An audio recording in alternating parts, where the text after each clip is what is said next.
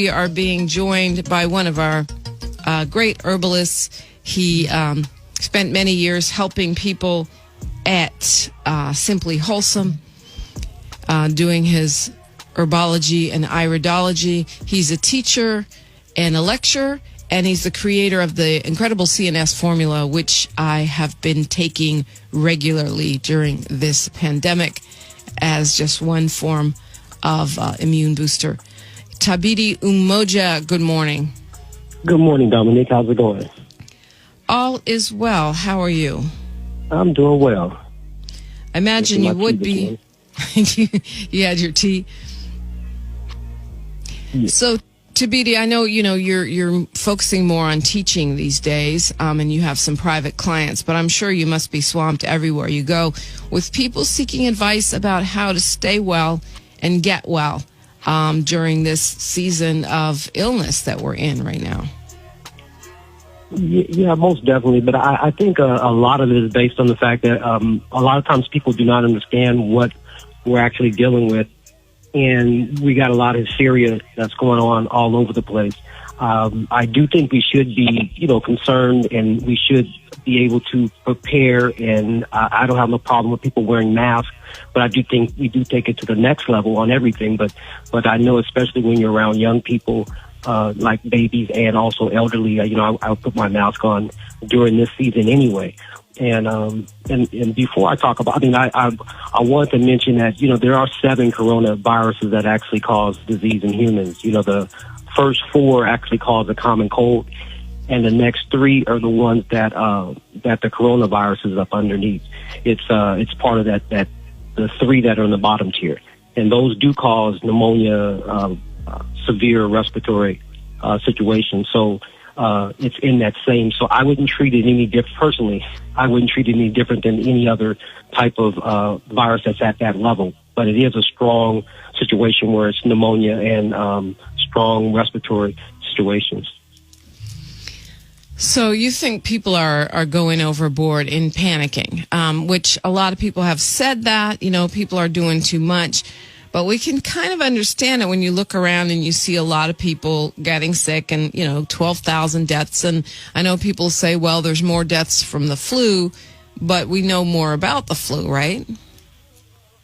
Well, we do, but we know about this one too. Like I was saying, that this is part of 3 that we know about. Like we had the SARS in 2002, which is very similar to this one because it actually shares the same origin of the horseshoe bat.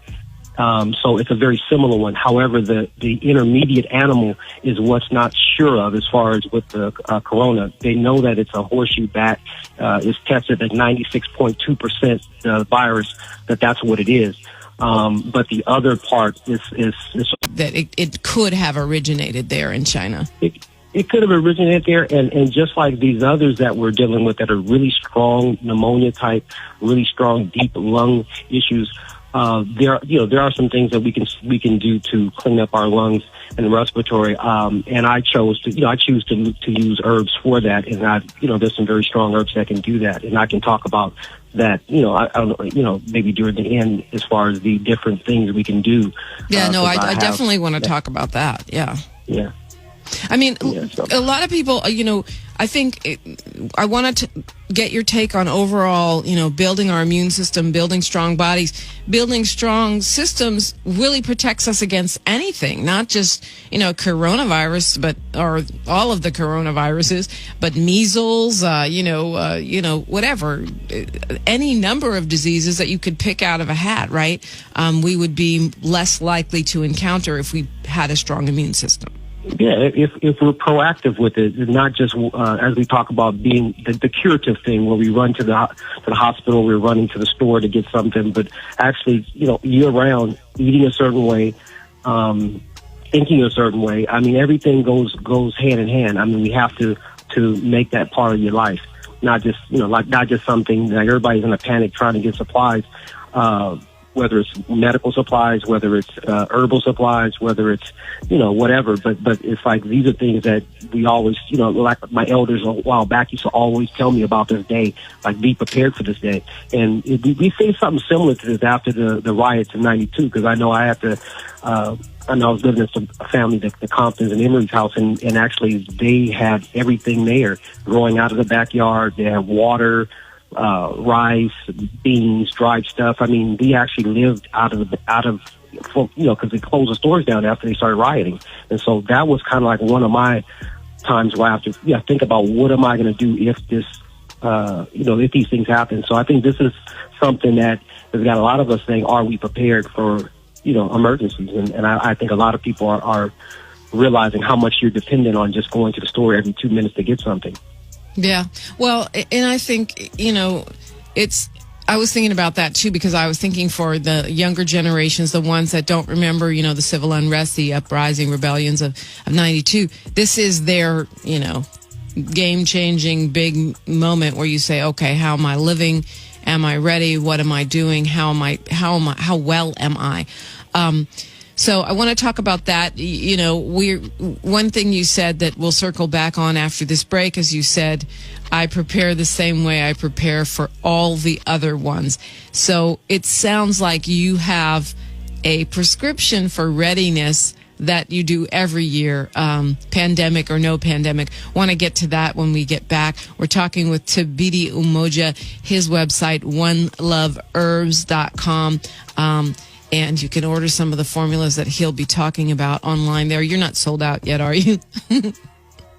I'm making it daily. I'm trying to keep it available. There you go. He's keeping the flow going. It's Radio Free 102.3 KJLH and KJLHradio.com.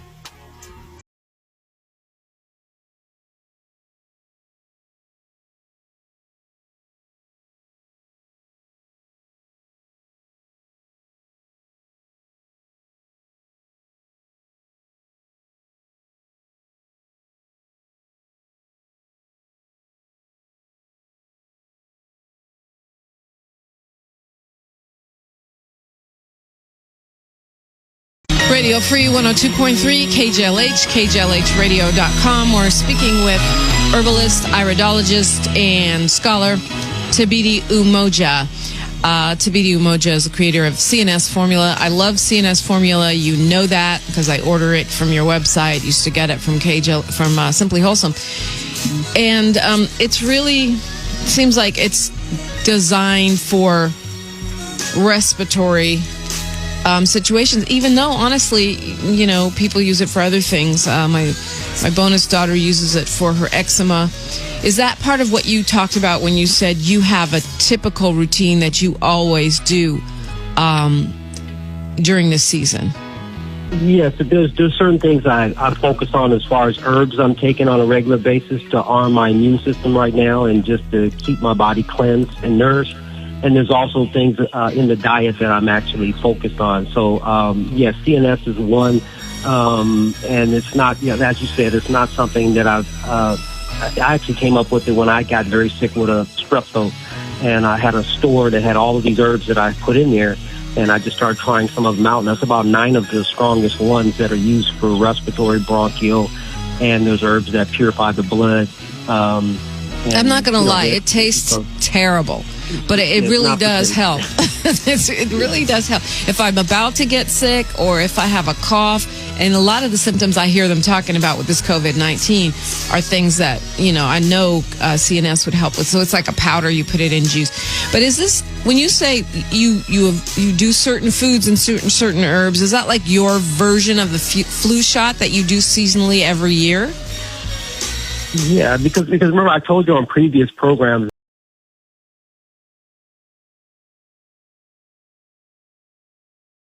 that my studies on even the flu shot shows that more people end up not being ready for different variations of the flu. The ones that actually got the shot, it actually affects your natural immunity for a variety of strains. And that's a study back in even 2011. So I've always, but I've never believed in them anyway. But I don't do flu shots either. My natural immunity would be the herbs that I mentioned in the CNS. And there are, when it comes to like trying to arm yourself from what we're talking about with this situation, I deal with really 4 different areas that herbs actually focus on. You got immune herbs such as your echinacea, your golden seal, elderberry, astragalus, things like that. Then you have lung herbs. That if it's a really deep lung thing, you got, things like the marshmallow root, fenugreek, coltsfoot, pleurisy, licorice. Those are things that actually help with the lungs. But then also parasite herbs, because there's a lot of parasitic infections going around, and a lot of people don't even know about it. Especially when you have the itching underneath your feet, or sometimes on your nose. Those are the parasites trying to get out through the pores.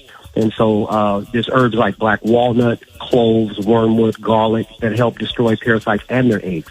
And then the last thing I would mention is something for poison removal, and that's activated charcoal.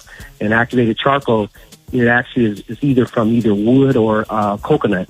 And what it does is each grain of the charcoal has pores in it, and it actually binds onto anything foreign, bacteria, even viruses, help pull that out of the body. And so those things I just mentioned are things that are part of my regular regimen: immune herbs, lung herbs, parasitic herbs, and something for poison removal.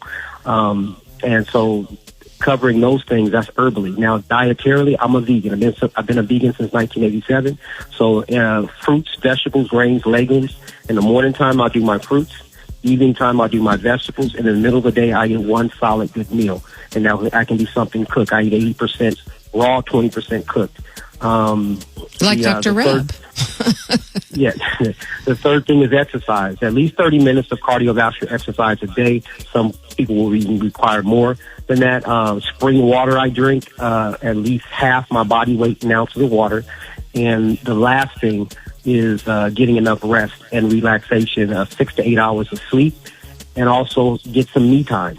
And these 5 tips for a healthy immune system is something I told April I was going to give her to post at Simply Wholesome, because she talked about she wanted me to give something. A lot of people are asking give me something I can visually see, and I'll send you a copy of it as well. But it's just 5 main things that some tips that can help us, keep our immune system strong right now. Okay, so we're going to go back over them a little bit slow for those of us who are not sitting in the front of your classroom. 5 tips for a stronger immune system. You said the first thing you talked about was immune herbs. Most of us know about echinacea. Many of us have heard about golden seal. There were a couple of other things you mentioned. Elderberry, which you can't find anywhere. So I think like most places are sold out of echinacea and elderberry. So the other things you mentioned might be of even more interest. You said, what else did you say besides golden seal? Well, yeah. Actually, my tip started. The first thing was a plant-based diet, and with the fruits, vegetables, grains, and legumes, which is my plant-based diet. That was number 1. Number 2 number 2 is the herbs. I might have said it wrong with her. And 2 is the herbs that I mentioned, and immune herbs.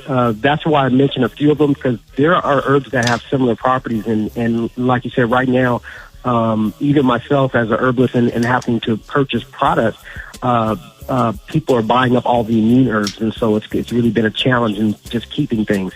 But yeah, echinacea is one of them that keeps running out, and obviously golden seal has probably went up in some cases over $100 for a pound.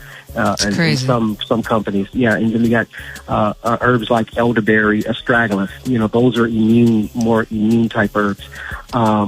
And like I said, lung herbs would be more deep lung, and that would be something like marshmallow root, licorice, pleurisy root, coltsfoot.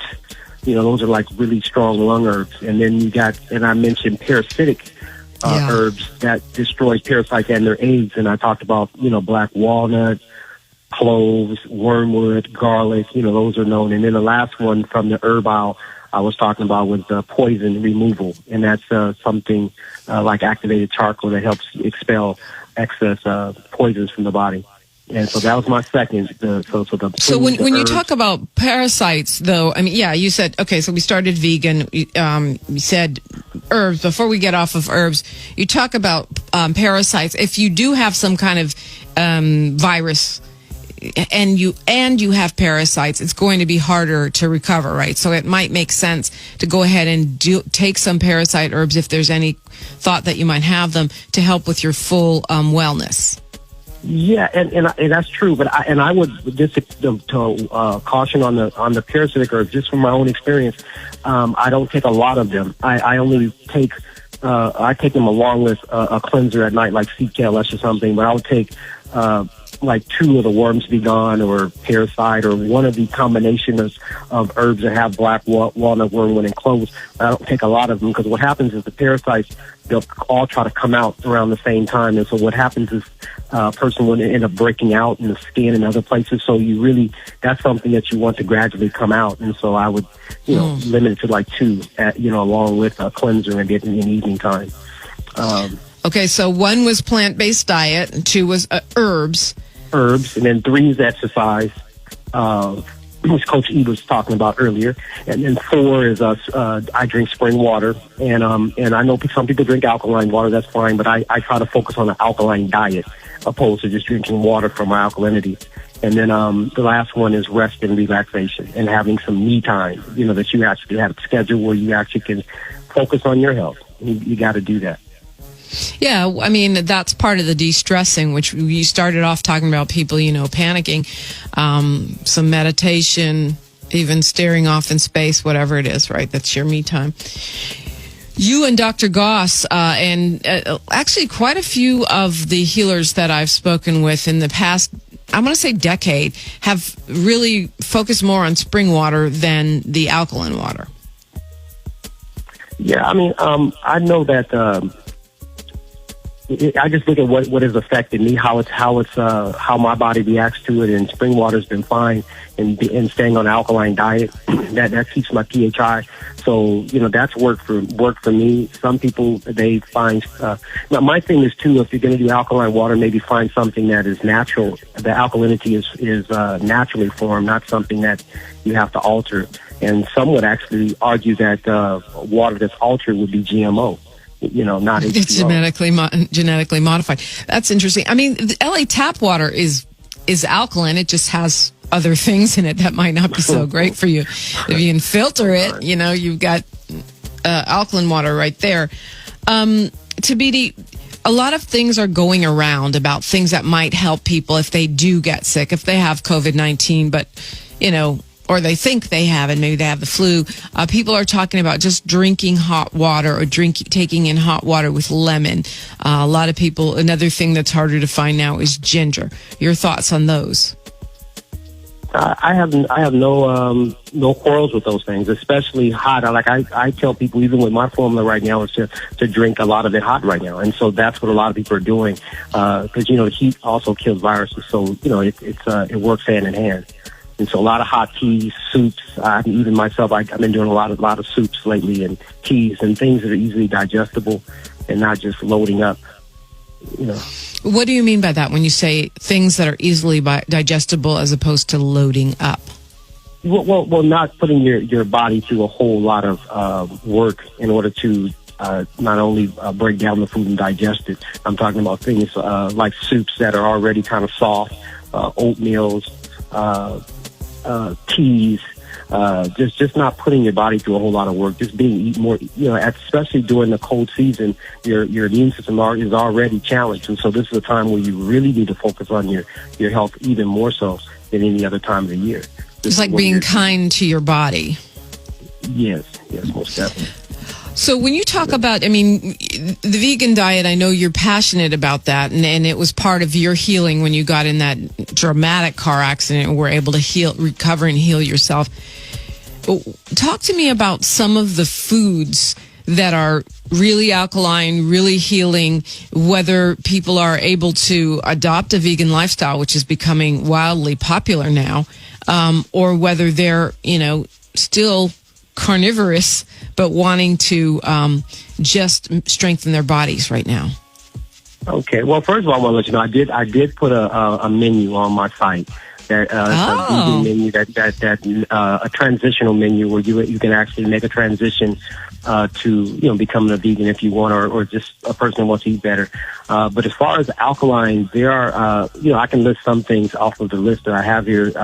That's part of my 80%. We know almonds, apples, apricots, bananas,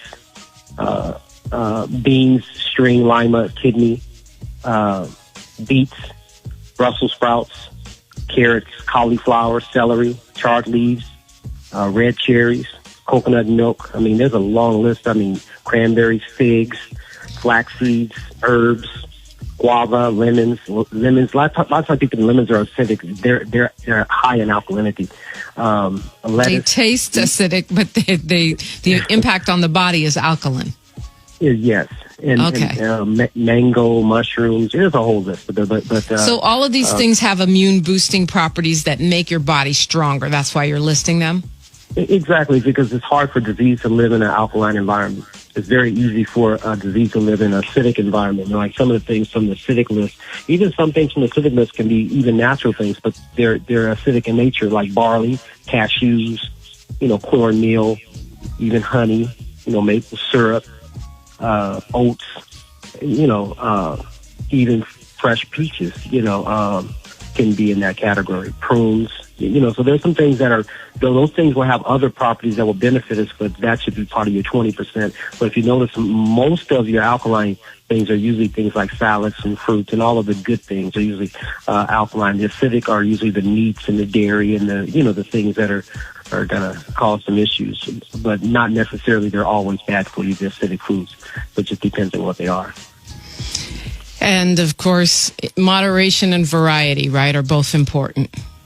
Yes, you got to mix it up. I found myself just trying to do straight raw for a while, and it really, my body didn't accustom to it. That's why I went back to 80% raw, 20 cooked. That worked for me, so everybody has to see what works for them. Okay, I'm on your website right now. It's oneloveherbs.com, the number one, and then love, and then herbs. I don't see the menu. I see online classes. I forgot you had that. An herbal glossary. I see where I can buy the herbal CNS, herbal formula CNS 1 and 2. Online health classes is great now for those who are, all of us who are in quarantine. And you have the Black Origins of Health DVD, which is something you have been lecturing on for many, many years. But I don't see the menu. Yeah, and there's a chart. There should be health charts. Okay. It says health charts, and they have in the health charts they have they have a like the alkaline chart shows you what foods are high in alkalinity. There's the vegan menu will be in there as well. Yeah, I see. Vegan transitional menu. Yeah. Thank you. I navigated to it. You have lots of information up here. I notice you have a section on sea moss, which is another thing that was sold out of Simply Wholesome last time I was there. Why is sea moss so popular right now? Well, it's always been good nutrients in sea moss. I mean, personally, when I started using it, I hadn't always used it, but I've probably been using it about the last maybe 8 years. And so I had some rheumatism type issues and bursitis when I lift my arm, and I used it for a couple days and it stopped. So the mineral content that's in there, I think, is one of the main reasons why people are harping over it. And it's made up of a lot of the elements that your body is made up of. So you're actually repairing your cells and using it. So it has a lot of nutrients in it. So I use it mainly for minerals. Like between that and a vitamin, I would take a multivitamin along with the sea moss. You're actually covering your vitamins and minerals with a good multivitamin along with that. You're especially as we get older, where our body uses more minerals, and that's how our bones become weak. And so we have to make sure we're getting them. And here you have on your website, it says that sea moss is helpful in eliminating lung and bronchial congestion. Mm-hmm. So maybe that's why people are kind of going crazy over it right now. It is more secondary for that, but it is because remember, herbs have a primary and a secondary purpose, and I try to put the herbs or suggest the herbs that are going to be primarily for that particular challenge, so that and like one thing I did, there's I did a 2-part on COVID-19, and I talked about, different things we can do, but we also I left a book list of certain books and things because over the years of being in this field, it's changed so much. Whereas I would say books that are within the last 25 years, I'm not saying all of them, but a lot of them have information that, especially referencing as far as herbs, they're really off as far as what you would suggest for a particular issue. They're talking about secondary uses, but it's not the primary herbs. So some of your early books were right on point, like the Back to Eden, Forever Young by Dr. Goss, and Today's Herbal Health, and their Little Herb Encyclopedia. Those books were more in line with the herbs that actually really work for the body. And so that's why people are confused, because there's so much, they just water down the whole field to where people can't really, see what works and what doesn't work. Well, I know you're still doing consultations by appointment, and you've got these online classes. Is everything available through your website, or would you like to give out a number? How can people keep track of you? You can a couple ways. You can still go to my website. I'm still posting information, oneloveherbs.com, and also YouTube. I have a channel that I'm whenever I do something or I'm posting videos. It's Ask Thabiti. So we can find your COVID lectures there? Yes, exactly. Ask Thabiti on YouTube. All right. I'm looking forward to that. Hope you'll visit with us again soon, Thabiti. And thank you again for CNS. It's nasty, but we take it every day. All right. Thanks for the invite. Tell Steve I said hi. Indeed, I will.